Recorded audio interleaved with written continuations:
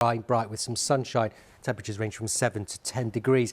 Starts to turn very windy, though, later on Wednesday through Wednesday night. Could see gusts up to 75 miles an hour across the north and the west of Scotland. So Met Office do have a minor yellow warning in force there. The wet, windy weather moves away from the north of Scotland. Further south, it stays fine and settled closer to that area of high pressure. And you notice the orange colours starting to move in towards the end of the week. So once we lose the wet, windy weather for Thursday and Friday across the north of the UK, most places will be dry.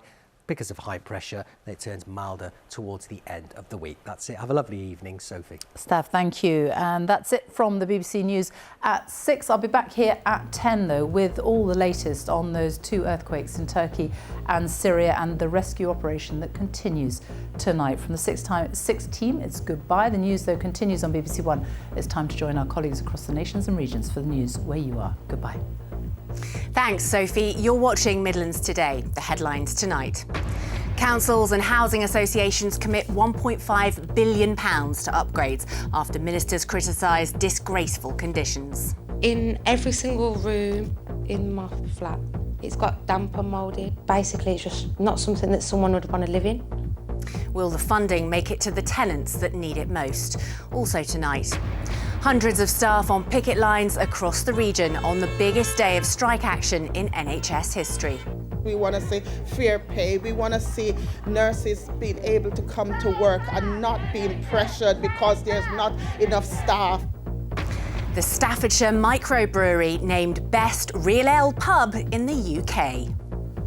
And the frost is back and some freezing fog too. I've got news of a much colder week ahead later in the programme.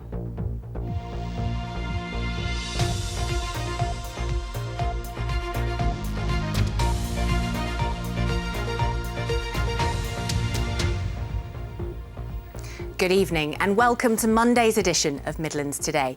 I'm Elizabeth Glinka. First tonight, the BBC can reveal that social housing providers in the West Midlands are set to spend more than £1.5 billion to refurbish poor quality homes and tackle issues like mould and damp. There's also a significant boost to funding for safety improvements following the Grenfell fire tragedy. The government has recently criticised landlords, including Birmingham City Council, for letting people suffer in what it calls disgraceful conditions. Our correspondent Ben Godfrey has been investigating. In Rowley Regis, Ron's bathroom ceiling is still leaking water. They come, look at the ceiling. Oh, it's damp. It's still wet. We can't do nothing. I've got asthma and it's not getting any better. In every single room in my flat, it's got damp and mouldy. While in Birmingham, Josie's front window is coming loose from its wall. It took 9 years to put my new window frames in. I've got no central heating. The storage heaters don't work. Yeah, just basically it's just not something that someone would want to live in.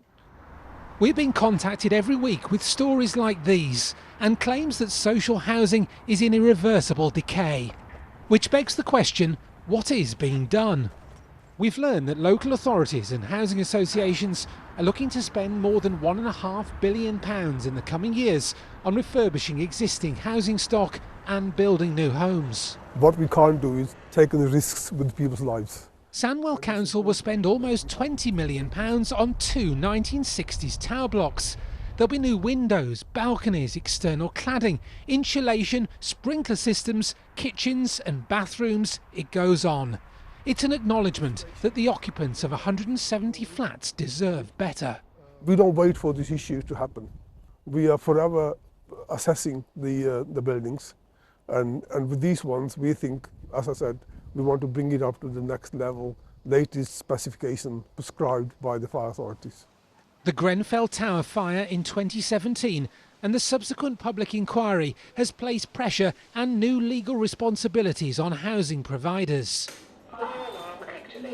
This is a firefighter's lift, and that's so this is safe for firefighters to use during an incident. And responsible people under the new regulations will have to test it regularly. West Midlands Fire Service has completed a fire safety audit of all residential buildings over 18 metres in height. And a law change post-Grenfell means that each and every property must have a designated responsible person. An individual giving residents fire safety instructions and carrying out regular checks of lifts and firefighting equipment.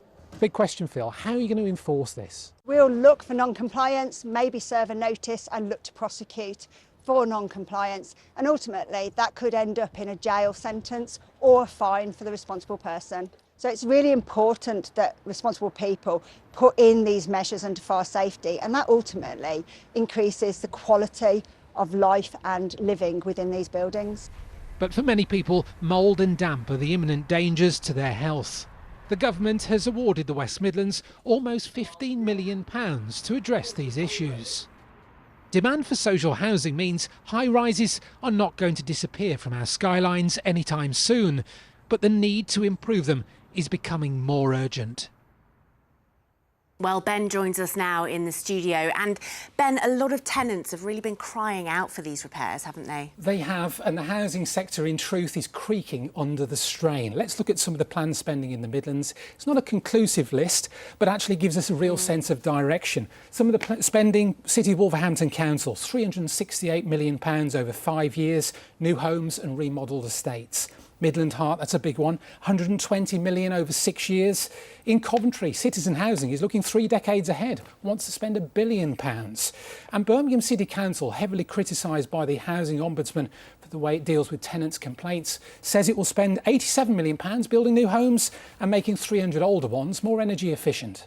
We know that with our stock, the average age is about 70 years old, and we recognise that some of our blocks and flats and houses are not where they need to be, and we take ownership of that. So we are planning to invest money as we speak, and that work is taking place. There are millions of pounds going into this. We have been lobbying government for different types of funding, but we're taking responsibility and putting money in where we need to.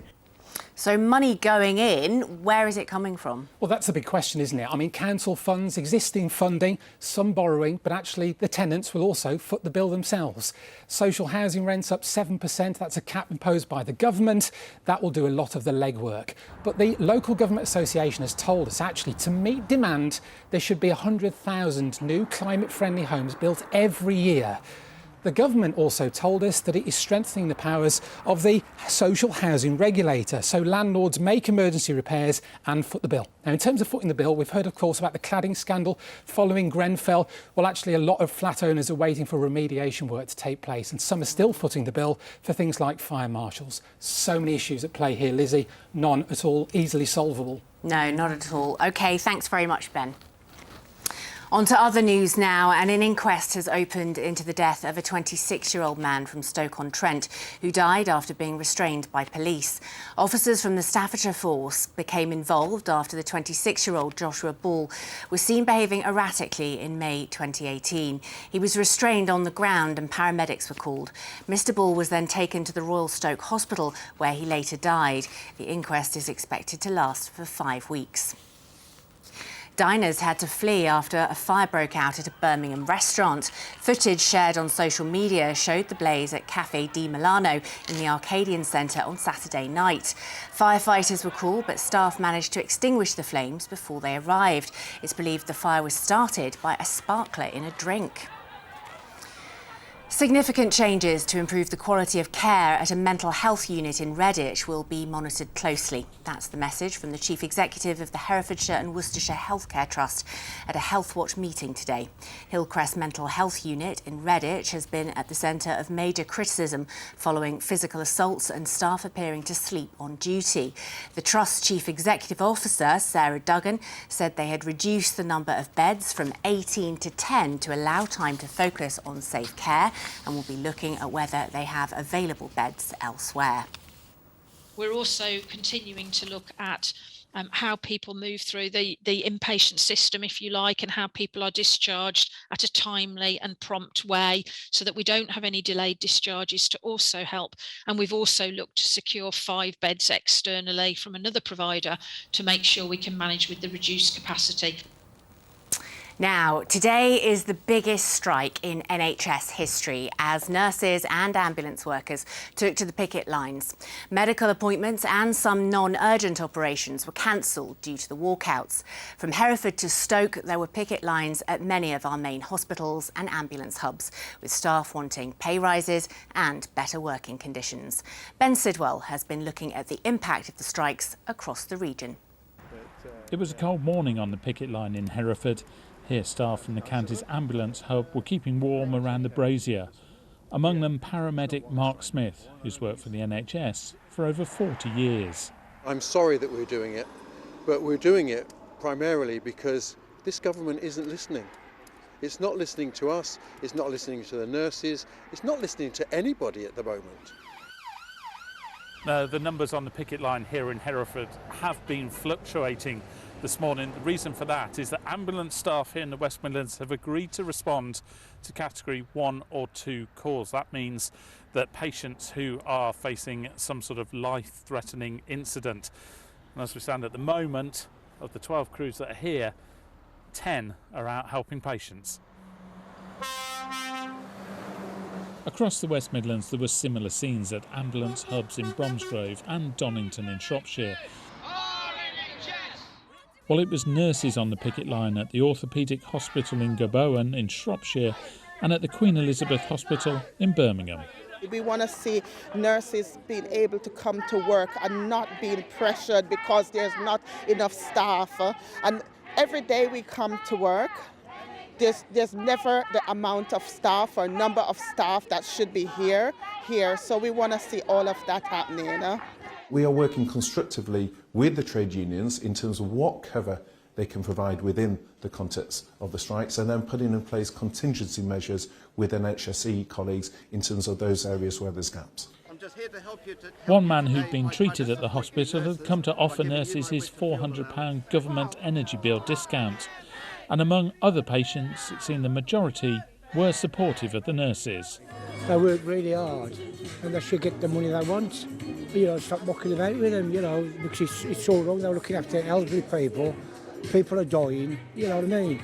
Yes, I'm in complete agreement with what they're doing. It is a tricky one. They do a very difficult job under very difficult circumstances, but the money has to come from public funds to pay for them. And I think therein lies the issue. There are times, if I really let it get to me, when I could weep. And that's why people are having breakdowns and you know, their mental health is suffering. It's not just about the money, it's about the conditions, and it's about what we're facing at the moment and having to do. With more action planned, this week we'll see the biggest round of NHS strikes ever, with hospital bosses urging ministers to reopen pay talks. Ben Sidwell, BBC Midlands Today. Well, the Royal College of Nurses will be holding another strike tomorrow. NHS physiotherapists will strike on Thursday, with West Midlands ambulance workers striking again on the 17th. So what impact is this having on you if you work in the NHS or if you're a patient needing treatment? You can email, tweet or message us on Facebook and Instagram, and we would love to hear from you. Right, we are sticking with the health service, and it's nearly 1 year since the Ockenden report showed the scale of the Shropshire maternity scandal. 200 babies and 9 mothers lost their lives in one of the worst maternity failures in NHS history. Now, the Shrewsbury and Telford Hospitals Trust says it's made major investments in its maternity services and is one of the only trusts in the country to offer 24-hour consultant cover in its maternity departments. Our health correspondent, Michele Paduano, has this special report. This is every mother's prayer, a bouncing £7 3-ounce baby boy, Rupert, back for a 5-day check at Telford's maternity unit. For his parents, the birth here was better than that experience with their first baby in another West Midlands maternity unit. On the day, absolutely brilliant. They couldn't do enough for us. Admitted us straight away and looked after Alex really well. The Donna Ockenden report last year was damning of the culture and the quality of care that had endured at the hospital, with 200 babies dying and many more coming to harm. But there's been major investment since. Consultants are now on site 24 hours a day, and one trainee says as a result, his experience is far better. With everything that was in the news, I was wondering how my training would be affected, especially with maternity only happening in our 4th year. But actually it's been really positive so far. I've had lots of different learning opportunities and the care I've seen has been excellent so far. The Chief Executive and Head of Nursing agreed to be interviewed, but only together, for the first time since the Ockenden report. 4,237 babies have been delivered in the last year, and they believe the service is now safe. From our perspective, the service that we deliver are safe, and if incidents do occur, we absolutely take them seriously. We listen to women and we have a thorough review using national tools. The Trust says NHS England gave them an 89% compliance with their delivery of the essential and immediate actions following the Ockenden report. But I asked 3 times whether mortality had reduced. There are incidents which lead to serious harm, there are Yeah. incidents that lead to death. Obviously, those are the things that the parents are concerned about. Absolutely. Have they come down in number? I think Post-Ockenden. So I think what's I understand why you're asking the question, and I guess that's why we're talking about the safety of services. And I think what was clear from the report was that we failed our community. And we've seen those tragic examples of where there has been harm, serious harm in the community. So I think we believe now our services are safe. And therefore the things that Hayley's described are in place. Those would not have been in place before. I think what's difficult is there's very small numbers, and we need to ensure that we complete the processes to review examples of serious instances before we draw conclusions on harm and the impact that's had. And that's not to avoid that, that's just to make sure that we have that information in drawing that conclusion. So it's too early to say, but parents are clearly impressed. Very confident. I'd definitely come back if we had a third. Michele Paduano, BBC Midlands Today. Thanks for joining us here on Midlands Today this evening. Sarah will be here with your forecast shortly, also tonight. A Midlands medal in the 4-man bob for the first time in 84 years. And how the BBC's repair shop helped to restore the childhood letters sent by J.R.R. Tolkien.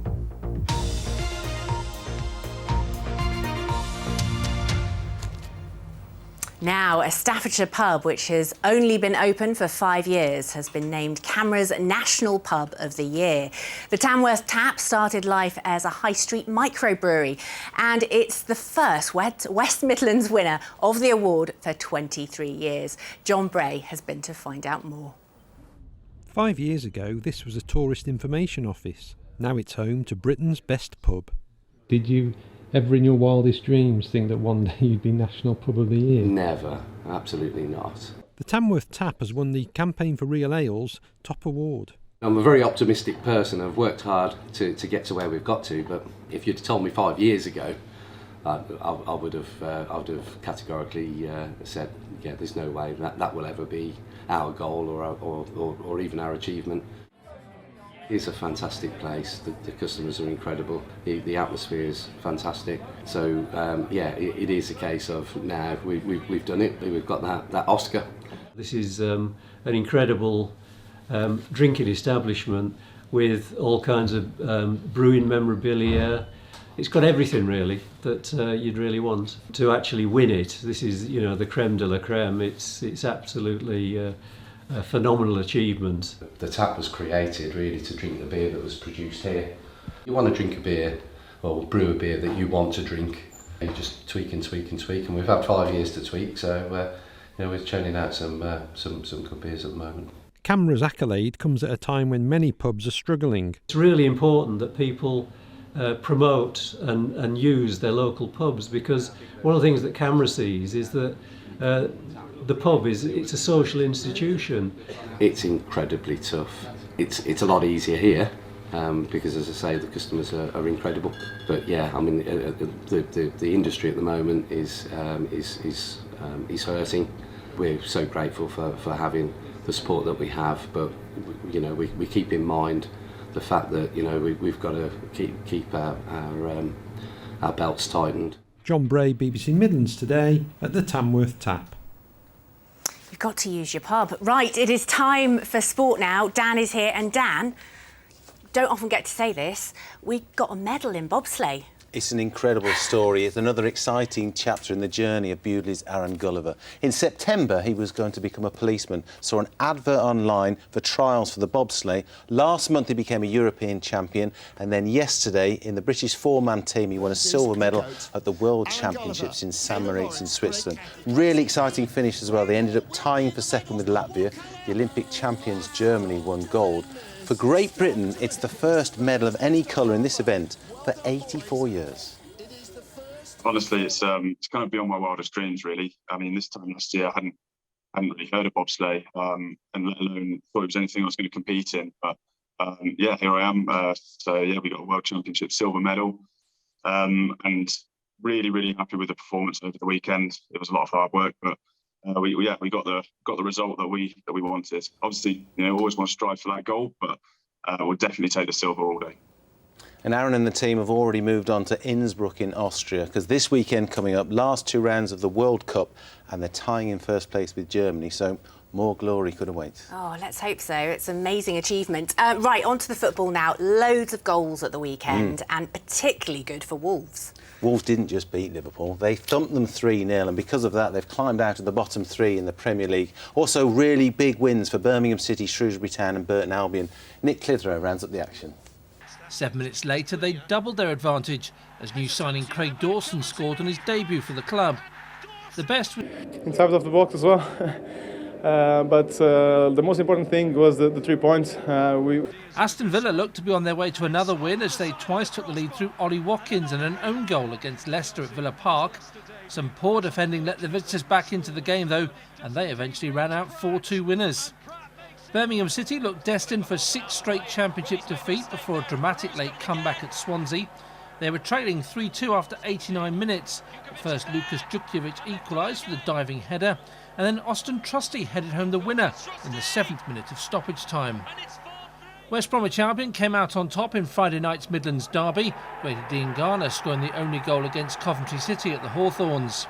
And Stoke City were beaten by an early goal at Luton to drop within 3 places of the relegation zone. There were 2 big wins in League One. Shrewsbury Town are enjoying a fantastic run and made it 5 wins in a row, with Ryan Bowman scoring the winner at Oxford to move within 3 points of the playoffs. At the other end, Burton Albion are out of the relegation places after a lively finish at Fleetwood. The Brewers went 2-1 up thanks to Tom Hamer's goal 10 minutes from time. They conceded an equaliser in stoppage time, only to win it all over again when Charlie Kirk scored in the 96th minute to delight the travelling fans. Nick Clitheroe, BBC Midlands Today. So a great finish for resurgent Burton Albion. And in rugby union, the women of Gloucester Hartpury march on in the Premier 15s. They won 19-17 at Bristol. It's 10 wins out of 10 for them. Fantastic stuff. Thanks very much, Dan. Right, a man from Herefordshire who received letters from the Lord of the Rings author J.R.R. Tolkien when he was a teenager has had them preserved by the BBC repair shop. David Best had the letters after sending the famous author poems written in an ancient language used in his books. Now, the correspondence, which had fallen into disrepair, have been given a magic touch-up, as James Boville reports. The book is here, obviously in pride of place at the moment. On this bookshelf, in this house on the Herefordshire-Worcestershire border, something that's straight out of Middle-earth. In 1967, a 15-year-old David Best spent his nights at home in Halesowen translating the poems of Tolkien into the ancient language of runes, used by the Birmingham author in his Lord of the Rings series. As a kid growing up in suburban Birmingham, having come from a rural location, there wasn't much to do in the evenings, and spent, I suspect, judging by the amount of work that I now see in here, must have spent a lot of evenings doing that. Keen to know if his work was up to scratch, David sent his work directly to Tolkien, but he never expected a reply. This is the first letter I received on 12th of May 67, and he says, "Dear Mr. Best, I received your volume of Tom Bombadil Part 1 in English runes. I'm going away and haven't had time to look at it. Yours sincerely, J.R.R. Tolkien." And then he's actually added a handwritten note at the bottom which said, "I had time to look, it seems very correct. I'm glad you used the genuine English runes as in The Hobbit, J.R.R.T. Hello, how we doing? Good. But David's childhood correspondence hasn't always looked this good. After falling into disrepair, he took them to everyone's favourite TV restoration experts to bring them back to their former glory. This is where all the sections and all the pages get linked together. This is exactly what David wanted, was the two books bound together as one, the one true book. So what was David's verdict on the repair shop's handiwork? Goodness me. That's incredible, Chris. Gosh. Chris, you've done a fabulous job. Are you pleased? I'm absolutely amazed. Letters, poems, even a faithful recreation of Middle-earth itself. A collection brought back to life to treasure for a lifetime. James Boville, BBC Midlands Today. Repair shop always makes me cry without fail. Well, it has been a lovely sunny day, although a little bit chilly, so it's perfect for Weather Watcher pictures. Sarah, have you got any? Some people were crying this morning, scraping the cars again, thinking, we're over it. But no, we weren't quite over it. Actually, this Weather Watcher picture is absolutely beautiful. It came from yesterday evening. There's a gorgeous collection of them on the BBC Midlands Today Twitter feed. And then this was from this morning, and yes, we had the frost, a really sharp frost as well. We're back to it for the rest of this week. We have some are just plummeting away. We're below freezing now. We're going to get even lower. I think what you're about to see here, -3, -4, conservative. Again, we could be as low as -6, -7 Celsius rurally tomorrow morning. And freezing fog, very slow to clear, but eventually by lunchtime, early part of the afternoon, that beautiful sparkling sunshine is back with us. It's a bit chillier though tomorrow, 5 to 7 Celsius, not the 9 degrees we saw today, because that cold air is starting to dig in. And so again, as we start in the middle of the week, freezing fog patches, and once more we are sub-zero. Then there is a very weak weather front which is going to try and push its way across us. It really doesn't make inroads on Wednesday, perhaps just a little bit more in the way of cloud. It's another pretty chilly feeling day. The bigger picture shows high pressure building back in from the southwest as we head towards the weekend. That means after a few frosty mornings, we'll turn a bit milder for you. I like the sound of that. Yeah. Thanks very much, Sarah. That was the Midlands Today. We will be back at 10:30 with your late update. Until then, have a very good evening, whatever you're up to. Bye-bye.